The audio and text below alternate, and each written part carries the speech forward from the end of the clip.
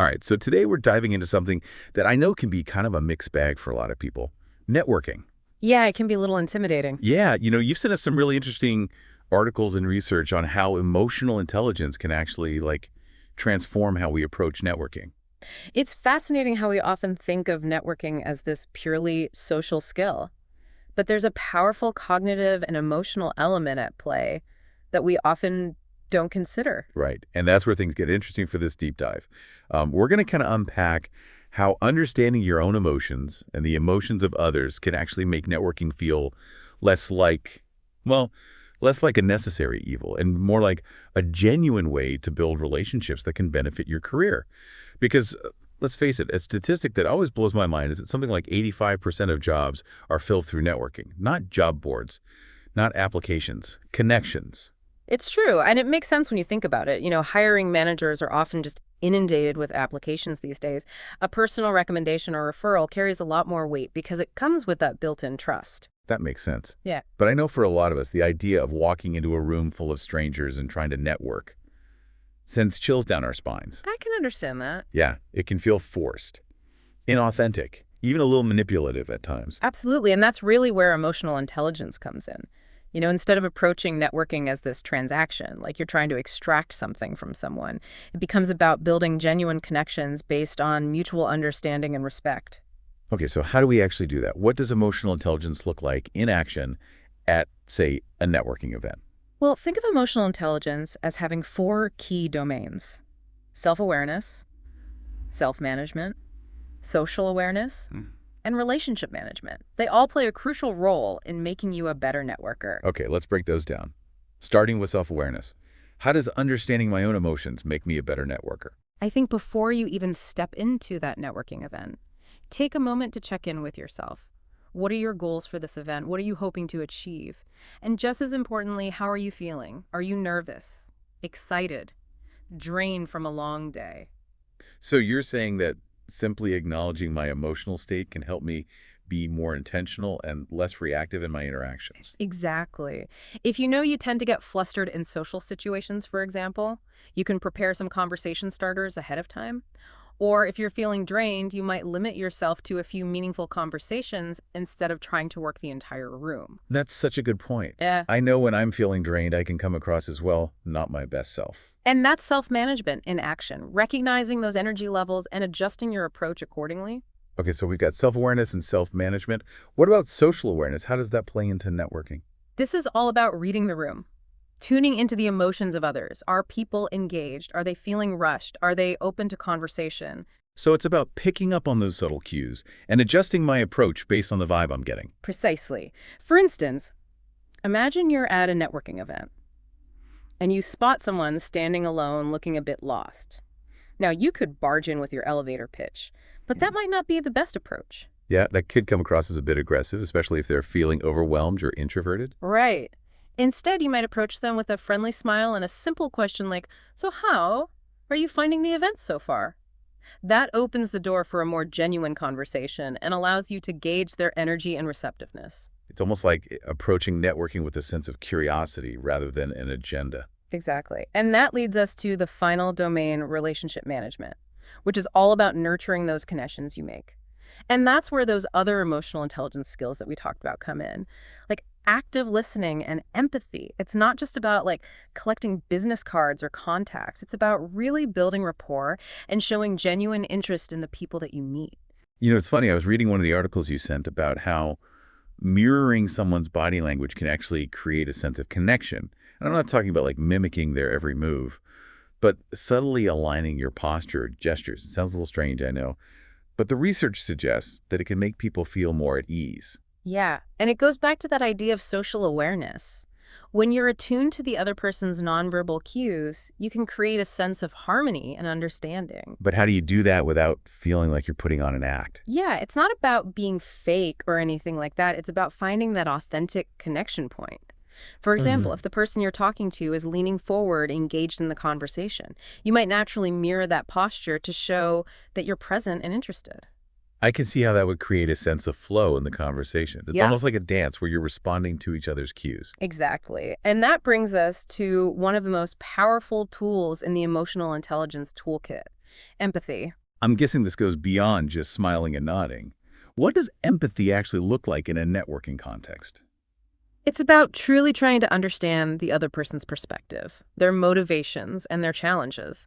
It's about asking insightful questions that show you're not just waiting for your turn to talk, but that you're genuinely curious about their experiences. I think that's where a lot of people go wrong with networking. They're so focused on selling themselves that they forget to actually listen and connect with the person in front of them. It's a common mistake. But when you approach networking with empathy, it becomes less about self-promotion and more about finding common ground, exploring shared interests, and really building a foundation for a genuine relationship. And I imagine that can lead to more meaningful connections and opportunities down the road. I once heard someone say that the best networkers are the ones who are genuinely interested in helping others. There's a lot of truth to that. When you focus on providing value to others, offering your support and expertise, you build a reputation as someone who's trustworthy and generous. It's like that saying, what goes around comes around. The more you give, the more you receive. Not just in terms of tangible benefits, but also in terms of building a strong network of people who respect and appreciate you. And that, I think, is the ultimate goal of networking. It's not just about advancing your career. It's about creating a community of support and connection, surrounding yourself with people who inspire you, challenge you, and help you grow both personally and professionally. That's a great point. So we've talked about the 4 domains of emotional intelligence and how they can help us navigate networking events. But what about those of us who just aren't naturally extroverted? Do you have to be a social butterfly to be a successful networker? Not at all. In fact, some of the most effective networkers I know are introverts. They might not be the loudest voice in the room, but they're incredible listeners. They ask thoughtful questions, and they make people feel seen and heard. That makes me feel a lot better. Mm. Because I'm definitely more of an introvert myself. I always feel a bit awkward at those big networking events. Yeah, and that's perfectly okay. The key is to find what works for you. If you're not comfortable working a crowded room, maybe you focus on attending smaller, more intimate gatherings. Or perhaps you connect with people online through professional groups or forums. So it's about tailoring your approach to your personality and preferences. Exactly. And remember, networking doesn't have to be this big, scary thing. It can be as simple as having a coffee chat with a former colleague, reaching out to someone on LinkedIn, or even just striking up a conversation with someone new at a conference. I like that. It takes some of the pressure off. So it sounds like the key takeaway here is that networking is really about building relationships. And emotional intelligence is the secret sauce that can help us make those relationships more authentic and meaningful. Well said. And when we approach networking from that perspective, it becomes less about trying to impress people and more about simply being ourselves and connecting with others on a human level. As we're talking, I'm realizing that a lot of the anxiety around networking stems from this fear of rejection. Oh, absolutely. You worry about saying the wrong thing, not making a good impression, or just being ignored. It's a very human fear, and it can be paralyzing for some people. But here's where that self-awareness piece of emotional intelligence comes in again. If you can identify that fear and acknowledge it's there, you can start to challenge the hold it has over you. So it's not about pretending the fear isn't there, Okay. but rather accepting it and working with it. Exactly. It's like saying, okay, I see you fear, but I'm not going to let you run the show. And then you can focus on shifting your mindset from what if they reject me to what if I connect with someone amazing? I love that. It's about focusing on the positive potential rather than those negative what ifs.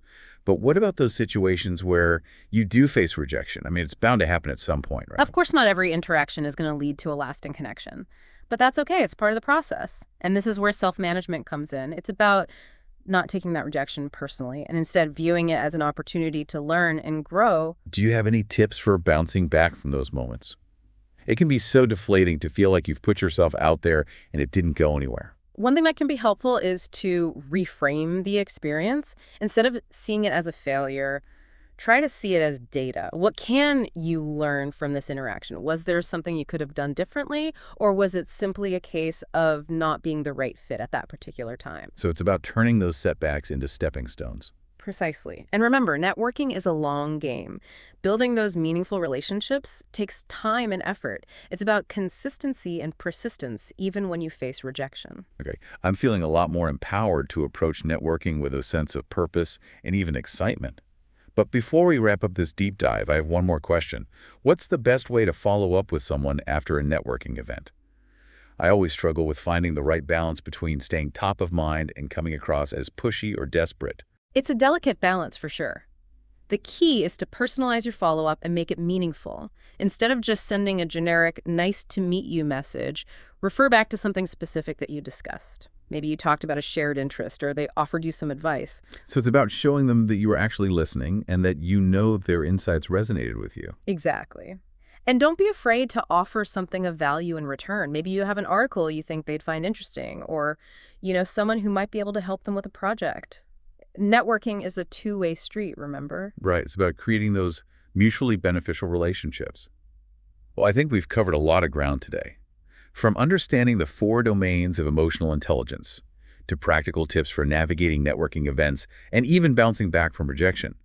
I feel like this deep dive has given us a whole new perspective on what it means to network effectively. And I hope it's given our listeners the confidence and the tools to approach networking with a sense of purpose and authenticity. Because at the end of the day, networking is about connecting with other human beings. And emotional intelligence is the key to unlocking the power of those connections. That's a great takeaway. So to our listeners, we encourage you to step outside your comfort zone. Embrace the power of emotional intelligence and start building those relationships that can enrich your life in unexpected ways. Who knows, you might just surprise yourself with what you can achieve. And remember, the journey of 1,000 miles begins with a single step. So take that step today and see where it leads you. Thank you for joining us on this deep dive into the world of emotional intelligence and networking.